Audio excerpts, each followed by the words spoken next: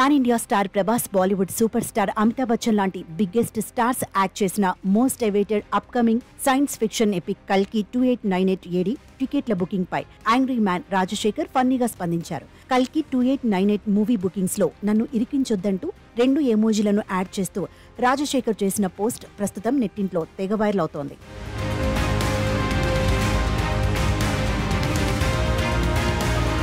కల్కి 2898 movie ticket bookings కు తనకు ఎలాంటి సంబంధం లేదన్నారు senior hero doctor Rajasekhar. Social మీడియాలో వైరల్ అవుతున్న ఈ జోక్ పక్కన పెడితే ప్రభాస్, నాగశ్విన్, మా అశ్విని దత్ గారు అలాగే ఆ సినిమాలో పనిచేసిన యాక్టర్స్ అందరికీ ఆల్ ది వెరీ బెస్ట్ అన్నారు. అంతేకాకుండా ఈ సినిమా చరిత్ర సృష్టించాలని, టాలీవుడ్ ఇండస్ట్రీని మరో మెట్టికి తీసుకెళ్లాలని రాజశేఖర్ తన ఎక్స్ ఖాతాలో పోస్ట్ చేశారు.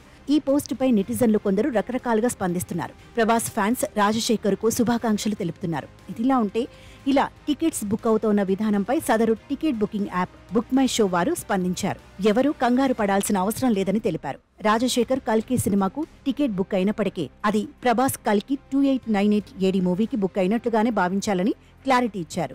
ఈ టెక్నికల్ ఇష్యూని త్వరలోనే పరిష్కరిస్తామని తెలిపారు. నిజానికి ఎన్నో ఎక్స్పెక్టేషన్స్ తో వస్తున్న కల్కి 2898 ఏడి మూవీ జూన్ 27న విడుదలయ్యేందుకు సిద్ధమైంది.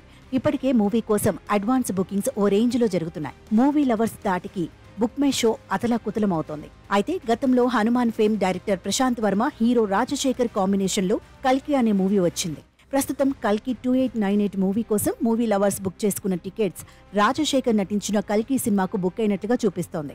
దీంతో ఈ వార్త సోషల్ మీడియాలో తెగ వైరల్ గా మారింది. ఇంకేముంది, తను నటించిన కల్కి మూవీపై వస్తున్న వార్తలపై తనదైన శైలిలో స్పందించారు యాంగ్రీ మ్యాన్ రాజశేఖర్.